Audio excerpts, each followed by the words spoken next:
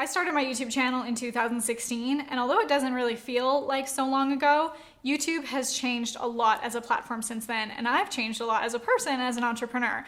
So I want to tell you about the many mistakes that new YouTubers make, including myself.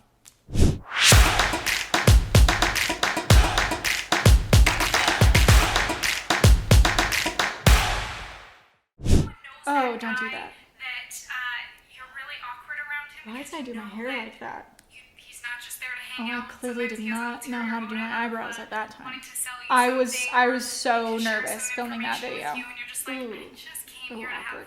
fun. Oh, this Same is thing a with little social media. cringy. The first thing I would do differently if I were to go back and start my YouTube channel all over again is I would have made sure that I understood the importance of finding my unique voice. Think about the people that you follow that have ever given you that message, that content that you really needed to hear. Like, can you name a person that has impacted you, and what's that thing that they said to you or the thing that you learned from them? Isn't it cool how we sign up for and invest in ourselves when it comes to personal development, but we're also learning from the people we follow and are influenced by and surround ourselves with? How do you become that person for others? That every time they consume your content, it's a game changer for them. It's inspiring, it's installing new beliefs to support them on their journey to success, whatever that looks like for them. Isn't that an amazing feeling? When someone can say just the thing in just the right way that impacts you and up-levels you and encourages you to take action. We remember the people who their words are captivating. You've got goosebumps just remembering the first time you started to see the world differently, and they broke your false beliefs and showed you a new way, an opportunity switch. I want to help make every single person here watching this to be that person for somebody. I realized a few months ago, after going through a huge personal development journey, evolution, that underneath what I do in teaching marketing and content development and business strategies is underneath that, my purpose is to build the people that build the businesses that change the world. And that starts with me, and that starts with you. So imagine when you have an audience of people hanging off your every word, jumping at every notification that you just posted or just released a new video or dropped a new podcast or launched a new funnel. They are begging to consume your content. And the movement becomes bigger than you because they're spreading the message for you.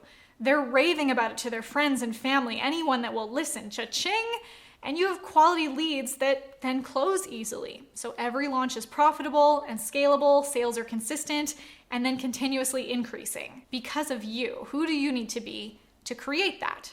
So to help you create that persona, that irresistible, charismatic personality, first I have to show you what not to do. So to do that, I've created a few different content archetypes, some new friends to introduce you to. There are 3 of them: Barney for adults, the preachy kindergarten teacher, and the ghoster ex-boyfriend. I have other videos on my channel where I'll go through a full breakdown of all 3 of them, so make sure you subscribe to this channel. But for now, the biggest one to avoid from this video is Barney for adults. This is the content that's all statement and no substance, so it's kind of fluff. This archetype idea came to me when I was watching this famous influencer who is honestly rambling on a video and being quite redundant in their message. And the language she was using was pretty passive. Like, the underlying message of it was positive, but it was like, believe in yourself, you can do anything.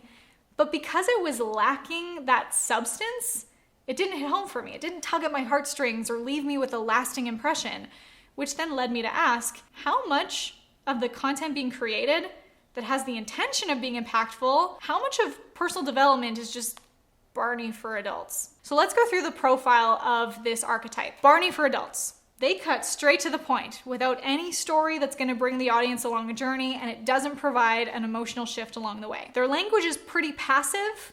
Have you ever heard someone start a video with, "Hey guys, just popping in real fast. Just wanted to let you know." I kind of test that, like, if I can say something while shrugging, it probably feels passive. Just wanted to, I don't know, if you're not too busy, maybe you could just be impacted by what I have to say if it's not too much trouble, just wondering. When they're not being passive, they might be a little too flowery with their language too, to the point where they're being overly descriptive, like maybe it comes off as too much. And then we have a hard time believing that they even believe in what they're saying. Another thing that they're really good at, Barney for adults, is stating the obvious. What's the kind of content that blows your mind? Is it memorable? Makes you go, whoa, that's thought-provoking. It tells you a story, it gives you a perspective. Here's an example of stating the obvious. Hey guys, just popping in real quick, it's Monday. It's the beginning of the week. Just wanted to say, have a happy Monday. It's Monday, obvious. It's the beginning of the week, obvious and redundant. I just wanted to, passive, have a happy Monday. Obvious, redundant, flowery, also irrelevant. How are you changing my life today, Barney? So here's how not to be Barney for adults. I gave you the exact message of that rambling influencer that said, you can do anything you set your mind to. Don't give up on your dreams. Here's how to not be Barney for adults. I'm about to share a clip of a presentation I gave at my event, Content Machine Live. It's a story about my grandfather, my sweet 91-year-old Guido. I want to share this with you, and stay with me because you might wonder as I'm telling the story, what does this have to do with not being Barney for adults? I'm going to tell you in a minute. My Guido, we're Ukrainian, so it's Guido. He is the sweetest old man. He's 91 years old, still kicking. Still going strong. He lived with me from the time I was about 22 to 26. I lived with him. I took care of him. And the cool part about spending quality time and being so close with an elderly grandparent is you hear the sweetest stories. Go to my Instagram, you'll see a whole Instagram story highlight with my Guido stories. I shared some of our best moments living together, and he is the internet's favorite Guido. So while living with him, he tells me this story. He used to be a photographer. I actually still have his old wooden frame. It's like falling apart, like diploma or certificate from when he went to photography school. And he loved it. He would tell me these stories about how he started his studio. He called it Home Plate Studios. It was in a small town in Alberta in Canada. He used to do class photos for the school there. He told me this one time, this girl was doing her class photo. She had a mirror. She's like getting herself all perfect in the shot. And then she's like, okay, now take it. Or he was so proud that he could get into sporting events for free. There'd be like hockey games, which in Canada, big deal, or wrestling matches. And he wouldn't even have a ticket. He'd just go right up to the door with his big fancy camera. They'd assume he was the press. So with his like big chest puffed up, he'd walk right in all proud. He loved photography. But one Christmas, he went home to the family farm. And with his new wife, my grandmother, they just gotten married, my Baba. And his dad confided in him that things weren't going so well on the farm. They were going to lose the farm. Well, my Guido, being one of the oldest, felt an obligation to help his dad to save the farm. So he sold his studio. He sold his camera. He and my Baba, they moved into the farm with his parents. Really nice for newlyweds. And they worked day in and day out on the fields. And after some time, they eventually saved the farm. Yay! Well, Guido, he inherited that farm. And he put a nice sign at the end of the driveway. It's still there now. It says Home Plate Farms. But Guido told me that he always missed photography. He told me he would ride the tractor in the fields and cry. And he never went back to photography. They didn't have the money. They didn't have the opportunity to. And he talks about my grandmother, my Baba, and he'd say, she was such a good woman. She never complained. I think what he was saying is that wasn't the life that he wanted to provide for her. They ended up having 5 kids on that farm, the youngest of them being my mom. And I have this beautiful picture I took of him in front of our house. I bought that house and I still own it in Canada. It's a picture I took of him shortly after my Baba died in 2013. And Guido would talk about Baba all the time after she passed, and he would say, it was a tough life, but it was a pleasure. So God, I love that man. He created a life he loved with the woman that he loved, but he never went back to photography. But he's a really happy guy at 91 years old now, stealing other kids' juice boxes. Other elderly people. But I wonder if he has regrets, you know? But things don't have to be like that now. Like now we have the opportunity to build businesses on the side, online, even while still in a 9-to-5. Even from anywhere in the world, as long as we have an internet connection, you can take your mess and turn it into your message. You can take your stories and turn them into sales. You can do anything you set your mind to. Don't give up on your dreams. There is always a way. And thank you, some applause backstage. I'd love to teach you how to turn your content into cash flow, how you can do it even on the side, get out of your 9 to 5, take your business from 6 figures to 7 figures with your content. If you're interested, click the link below and join me at my event, contentmachinelive.com. See what I did there? Instead of just the drive-by, you can do anything you set your mind to. I told you a story. I got a little emotional. Maybe you got a little, I saw some in there saying, don't make me cry. Total tears.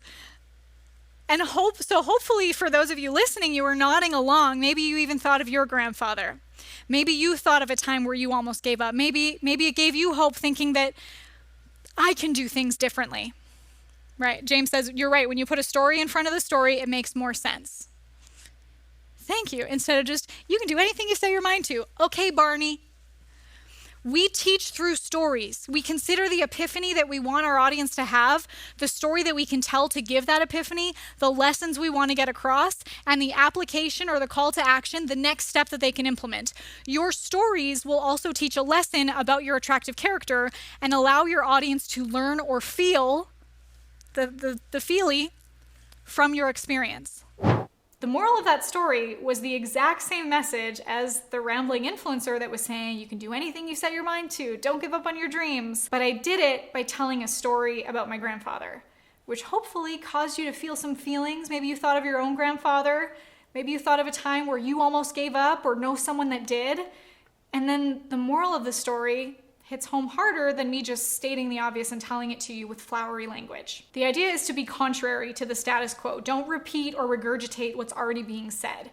If you can have a contrasting view that you can share authentically, like think of how many people you've seen that are just a bunch of Gary Vee wannabes. Yes, he has a powerful message and a powerful way of delivering it. Of course it's inspiring and influential. But how many of those Gary Vee wannabes did you hear at some point just regurgitating the message that you gotta stand out if you wanna make it in business? Well, it's repeated because it's true and it's important, but how can you share that in a way that's your own, a new viewpoint? The second thing that I didn't do properly when I first started my YouTube channel is I didn't know about calls to action. You want to consider your YouTube channel or any kind of social media content that it's like dating your audience. You're building a relationship with them. If you go on a date with someone, you want to see them for a second date, you don't ghost them. You don't play hard ticket, you ask them.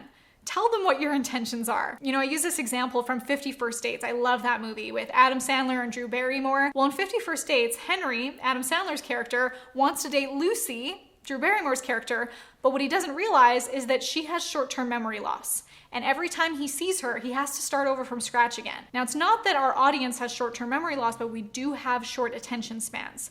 So we have to make sure we keep showing up for our audience and keep dating them, keep providing value before we go in for the kiss, before we ask them to marry us. But when we do, the call to action needs to be something of value to keep nurturing them along to become a raving fan and become a potential paying client for us. So I want to hear from you. How do you nurture your audience towards that second date?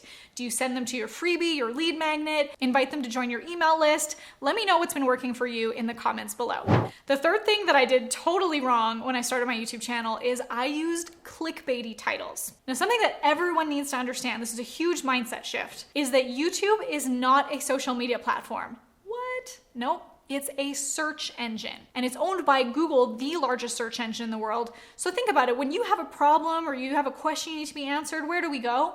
Some of us, we go to our moms, but most of us, we go to the Google or the YouTube machine. And often the things you're searching for can come up in the form of an awesome video.